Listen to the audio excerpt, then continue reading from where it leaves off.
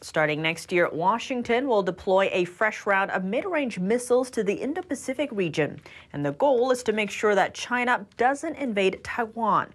U.S. Army Pacific Command General Charles Flynn said that the deployment will include land-based Tomahawks, which are capable of locating and striking targets from roughly 1,500 miles away.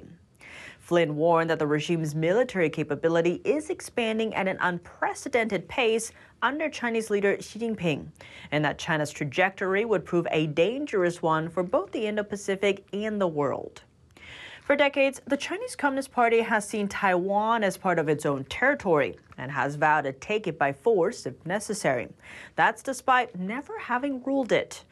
As Beijing continues to ramp up aggression beyond its border, Flynn said that many countries in the Indo-Pacific are looking to work closely with the U.S. forces. Meanwhile, over the weekend, the Chinese military got into a verbal dispute with the U.S. Navy in the South China Sea. This came as a U.S. vessel sailed near the Paracel Islands, a disputed chain of reefs claimed by China, Taiwan, and Vietnam. Beijing soon mobilized its forces to, quote, track, monitor, and warn away the destroyer. In response, the U.S. Navy confirmed the passage, saying that the act was protected under international law.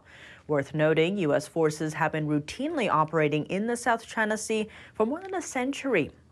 Despite the territorial dispute, China is the only nation that exercises military control over the Paracel Islands.